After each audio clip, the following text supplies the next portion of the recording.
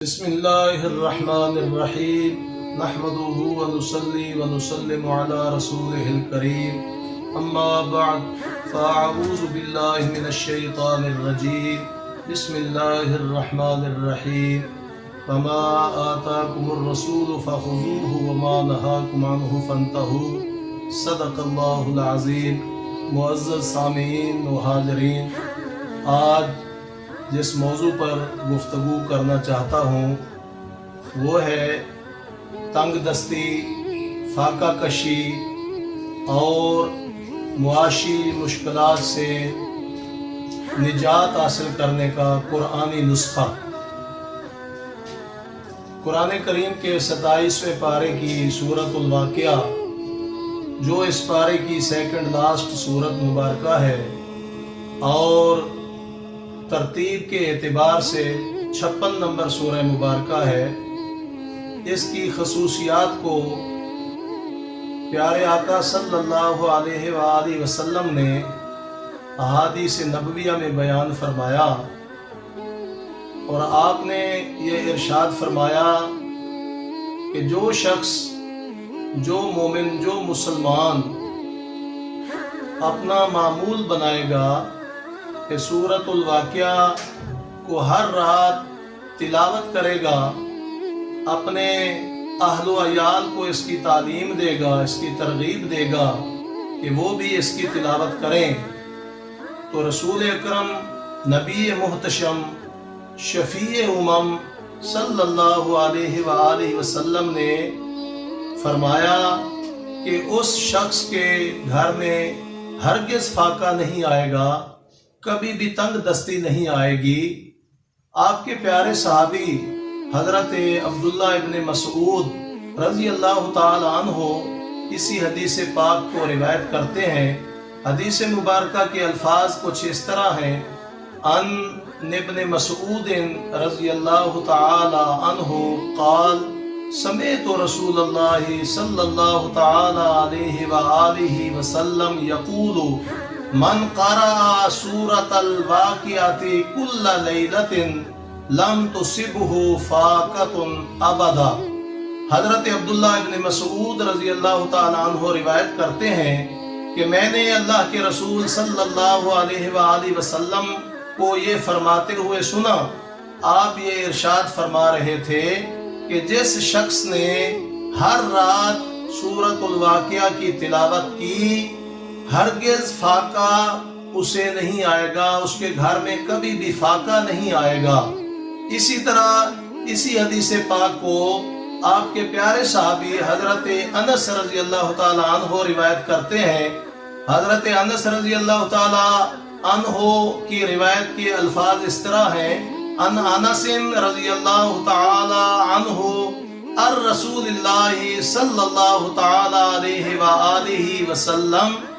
سورۃ الواقعات سورۃ الغناء فقرؤوها وعلموها اولادکم او کما قال النبی صلی اللہ تعالی علیہ وآلہ وسلم۔ حضرت انس رضی اللہ تعالی عنہ روایت کرتے ہیں کہ اللہ کے رسول صلی اللہ علیہ وآلہ وسلم نے ارشاد فرمایا سورۃ الواقعات سورۃ الغناء، کہ سورہ واقعہ قرآن کریم کی یہ سورہ مبارکہ یہ دولت و ثروت کی صورت ہے۔ فقرؤوها، اس سورہ مبارکہ کو خود بھی پڑھا کرو، وعلموها اولادکم،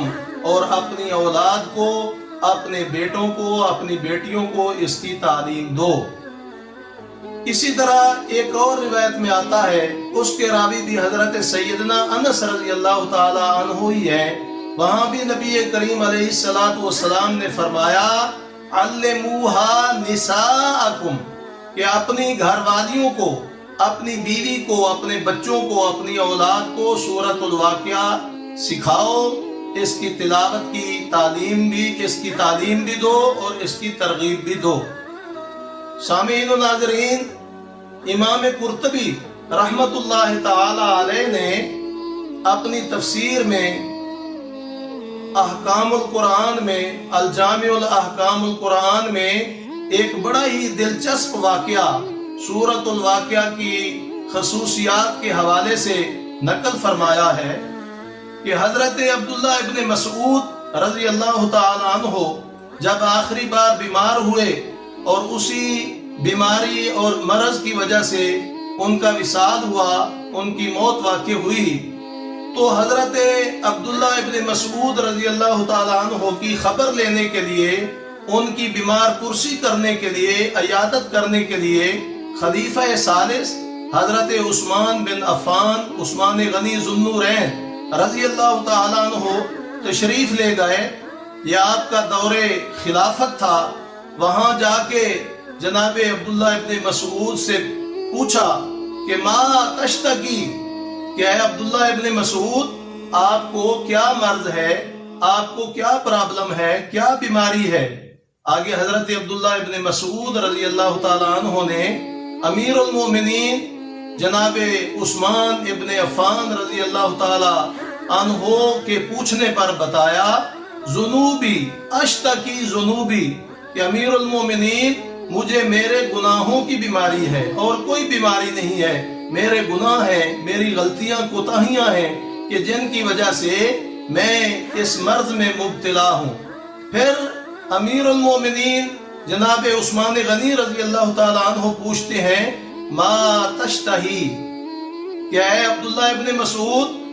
آپ کو کیا چاہیے، آپ کی خواہش کیا ہے، آپ کیا طلب کرنا چاہتے ہیں، کیا آپ کی آرزو ہے، میں آپ کی کیا خدمت کر سکتا ہوں امیر المومنین ہونے کے ناطے؟ تو حضرت عبداللہ ابن مسعود رضی اللہ تعالیٰ عنہ جواب میں فرماتے ہیں کہ رحمت ربی، کہ مجھے میرے رب کی رحمت درکار ہے، میں اپنے رب کی رحمت کا طلبگار ہوں، مجھے اور کسی چیز کی ضرورت نہیں ہے۔ پھر حضرت عثمان رضی اللہ تعالیٰ عنہ فرماتے ہیں افلا ندعو لک طبیبا، کہ کیا میں آپ کے لیے کوئی طبیب، کوئی اچھا ڈاکٹر، کوئی حکیم اس کو طلب نہ کروں، اس کا بندوبست نہ کروں جو آپ کا علاج کرے؟ تو حضرت ابن مسعود رضی اللہ تعالیٰ عنہ فرماتے ہیں، بیان کرتے ہیں کہ الطبیب امرضنی، کہ خود طبیب نے ہی تو مجھے یہ اس مرض میں مبتلا کیا ہے، یعنی اللہ کے حکم سے یہ مرض آئی ہے، یہ بیماری ایسے تو نہیں آئی، مجھے کسی طبیب کی ضرورت نہیں ہے۔ پھر امیر المومنین حضرت عثمان غنی رضی اللہ تعالیٰ عنہ فرماتے ہیں افلا نأمرک بعطائک، کہ عبداللہ بن مسعود، میں آپ کے لیے کسی وظیفے کا، کوئی آپ کی مدد کا بندوبست نہ کر دوں بیت المال سے، تاکہ اگر آپ کی وفات ہو جاتی ہے، آپ کا وصال ہو جاتا ہے، تو جو آپ کی بیٹیاں ہیں، جو آپ کی بچیاں ہیں، ان کو مالی سپورٹ مل سکے، ان کا گزر بسر ہو سکے۔ تو صحابی رسول جناب عبداللہ ابن مسعود رضی اللہ تعالیٰ عنہ حضرت عثمان غنی رضی اللہ تعالیٰ عنہ کو یہ جواب دیتے ہیں، کہتے ہیں کہ کیا آپ کو یہ فکر لاحق ہے کہ میرے وصال کے بعد، میری وفات کے بعد، کہ میری بیٹیاں، میری بچیاں افلاس کا شکار ہو جائیں گی، فاقے اور تنگ دستی کا شکار ہو جائیں گی؟ فرماتے ہیں کہ ایسا ہرگز نہیں ہوگا، ہرگز ایسا نہیں ہوگا، کیونکہ میں نے پیارے آقا صلی اللہ علیہ وآلہ وسلم کو یہ ارشاد فرماتے ہوئے سنا کہ آپ نے فرمایا کہ من قرأ سورۃ الواقعۃ کل لیلۃ لم یصبہ فاقۃ ابدا، کہ جس شخص نے ہر رات سورہ واقعہ کی تلاوت کو اپنا معمول بنایا، کبھی بھی اسے فاقہ نہیں آئے گا، فاقہ ہرگز نہیں آئے گا۔ امیر المومنین اے عثمان غنی، میں نے اپنی بچیوں کو سورۃ الواقعہ سکھا دی ہے، وہ اس کی تلاوت روزانہ کرتی ہیں، ہر رات میرے گھر میں سورہ واقعہ کی تلاوت ہوتی ہے، اس لیے سورۃ الواقعہ کی تلاوت کی برکت سے اللہ سبحانہ و تعالی کبھی بھی میرے گھر میں فاقہ، تنگ دستی یا غربت و افلاس کو نہیں آنے دے گا، انشاءاللہ میرے گھر میں خوشحالی ہوگی۔ عزیز سامعین و ناظرین، سورۃ الواقعہ کی بے شمار خصوصیات ہیں، لیکن مالی مشکلات کو دور کرنے کے لیے تنگ دستی کو دور کرنے کے لیے، اپنے گھر میں خوشحالی کے لیے یہ تریاق ہے۔ اسی لیے پیارے آقا صلی اللہ علیہ وآلہ وسلم نے فرمایا کہ تم خود بھی سورۃ الواقعہ کی تلاوت کو اپنا معمول بناؤ، اپنے اہل و عیال کو سکھاؤ، اپنے بچے بچیوں کو سکھاؤ، اپنی گھر والی کو اس کی تعلیم دو۔ ضرورت اس بات کی ہے کہ ہم سب مسلمان قرآن پاک کی طرف رجوع کریں، کیونکہ قرآن کریم میں ہر چیز کا حل موجود ہے۔ اللہ کریم فرماتا ہے لا رطب ولا یابس الا فی کتاب مبین، کہ کوئی خشک چیز، کوئی تر چیز، کوئی ایسی چیز نہیں ہے کہ جس کو ہم نے قرآن مجید میں بیان نہ کر دیا ہو، کتاب مبین میں بیان نہ کر دیا ہو۔ ضرورت اس بات کی ہے کہ ہم قرآن پاک کی تلاوت کے ساتھ ساتھ اس کے ترجمے کے اوپر، اس کی تفسیر کے اوپر غور کریں، تدبر کریں، تفکر کریں اور اس کے معنی و مفاہیم کے اندر غور کریں، تو پھر اس سے کما حقہ فائدہ ہمیں مل سکتا ہے، ہم اس سے استفادہ کر سکتے ہیں۔ اللہ کریم عمل کی توفیق عطا فرمائے، آمین ثم آمین، وآخر دعوانا ان الحمد للہ رب العالمین۔